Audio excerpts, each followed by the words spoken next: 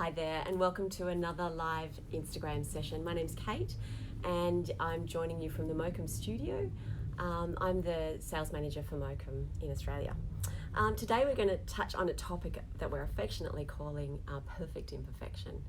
I'm hoping to look at some of the designs that Mokum and James Dunlop bring to life and talk just a little bit about some of the constructions to give a little bit more knowledge about those, and also more importantly to talk about managing client expectations and knowing ahead of time what you're going to be giving to your client and how it's going to perform over time as well. So our industry naturally seeks beauty. Curated spaces are sought after and choices made in order to make not so much perfect spaces, but spaces that really speak to a unique set of criteria. In very similar way, Mokum seeks to bring together fibres and constructions and colour palettes and designs that also seek to enhance the spaces that are being created around us.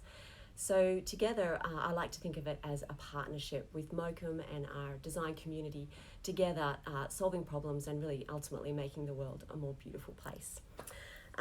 So in adding to your unique story and your created design process, we have testing requirements that we need to fulfill, and a lot of that conversation is being had by the Mokum studio, started last week and then continuing on Tuesday. So make sure you tune in to the Mokum studio to cover off some of that more technical aspect of the processes that fabrics go through in order to get across the line into our range. So they're going to be looking at light fastness, so that will be a very interesting topic, particularly in the Southern Hemisphere with the light that we have and just the degrading effects of UV light on our textiles. So once a product is created in the Mokum or the JD studio, it's really the studio and also the sales team and the marketing team's job to communicate that to the people that we want to sell to. And part of that communication is aided by obviously imagery, our website, which is populated by fantastic imagery. And if you haven't been searching and delving into that, I encourage you to do that. But also our fabric hangers. We've got just one here today because we've got so many, but we've got the gorgeous Satori stonewash in front of me.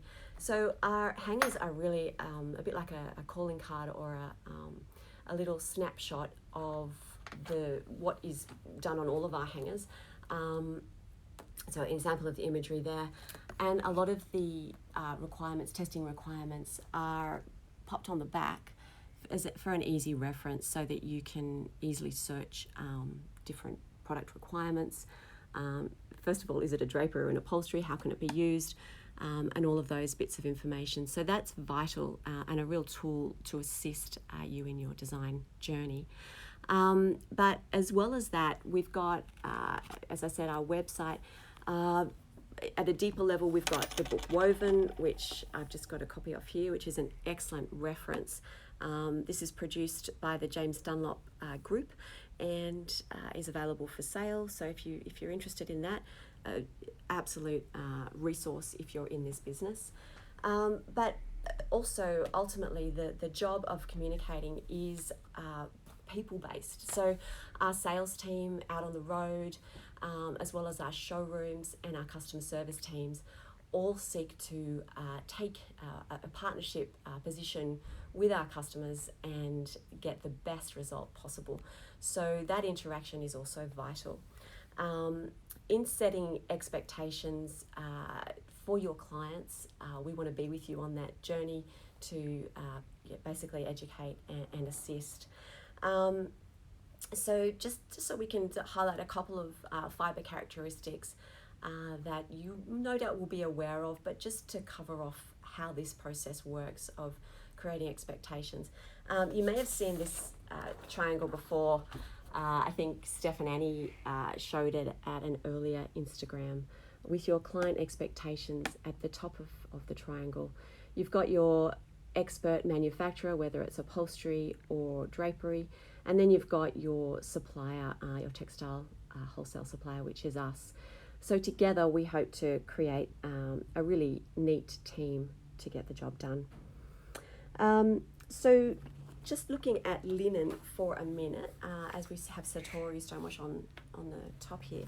Linen, being a cellulose fibre from the flax plant, is known for its strength and absorbency and its softness to touch.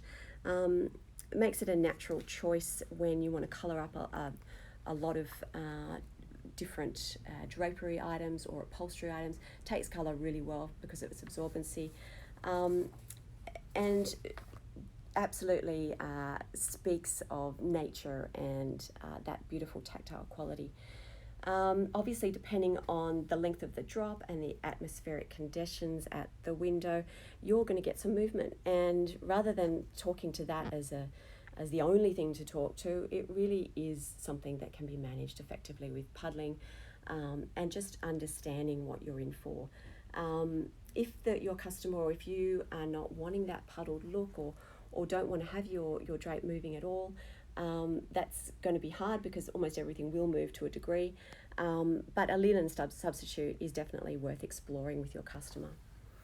The absorbency of linen also makes it really good to talk to your manufacturer if you want to do upholstery loose covers as well. So again, look at that specification fabric triangle for that. Linen slubs is also part of the unique nature of a natural fibre, and again we have this in linen. It's to be expected and it's to be celebrated. Often we mix linen with other fibres in constructions, and it's actually the slubbiness that we celebrate in that. So not to be avoided, but to be fully communicated at the outset. So in spinning, weaving, dyeing, and also finishing processes of anything, you're going to get a variation, and this variation is to be celebrated for its uniqueness. And it actually oftentimes makes it the thing that's most desirable. Often those sort of quirky little almost accidents. For example, this is a new product on the side here in this cushion called Envelope. Now that's just a random crush that we've actually got there. It's not, there's no pattern repeat in that. And by its very nature and its tactility, it's only been released in the last 10 days. So it's brand new and just a really good example of perfect imperfection, because you're not going to get the same thing twice. So let's celebrate that quality to start with. Die batch variation also is something, it occurs naturally from shipment to shipment. Again, pays homage to the unique nature of the product. If we need to manage that, then checking stock to ensure it's within the industry standards is always important, which we do as we receipt our products in. But similarly, if you have absolutely no room for tolerance in something like a fabric width that you're going to use in a drapery, and it absolutely has to be 220 centimetres wide, then you're best to check with us. Roll widths also vary because we're dealing with mills that have their machinery, things dry at different rates and shrink at different rates.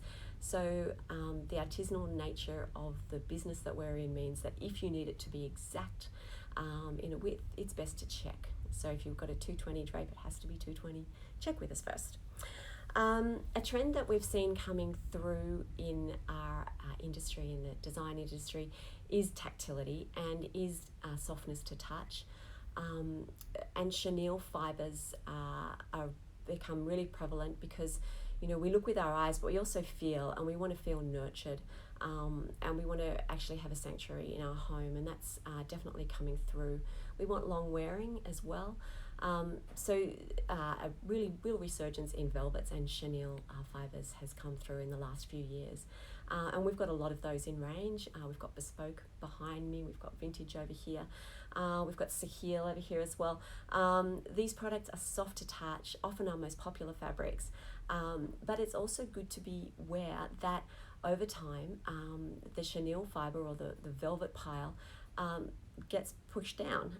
Natural occurrence of someone sitting on it, the heat and the natural moisture of your body naturally can leave a sway mark or swaying.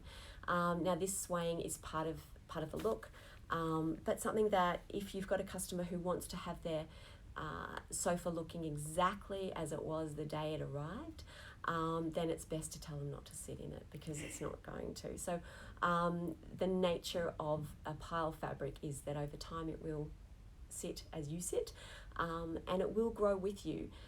It can be brushed, it can be, depending on the fibre content, can be lightly misted, and can be vacuumed as well. So maintenance is also a really important part of keeping your fibres looking good. Either a good banging of a curtain or a light vacuuming regularly with an attachment on your vacuum cleaner is also a really good way.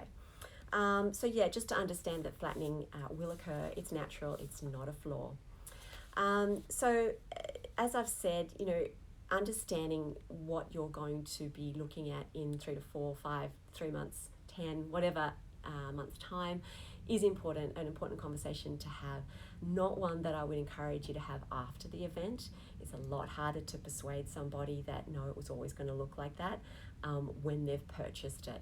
Get ahead of it. I encourage you to seek out knowledge before you actually specify something, and reach out to us, because we've got a lot of knowledge and we're really keen to partner with you in your journey. So thanks for joining me today on Perfect Imperfection. Any questions or comments, please reach out in the comments on Instagram. I hope you'll join the Mokum studio next Tuesday. Bridget will step out from behind the camera today and be interviewing Steph and Annie, and we'll look at UV and how we manage that in Australia, New Zealand, and in America to our America customers as well. Thanks for joining me and enjoy your day. See ya.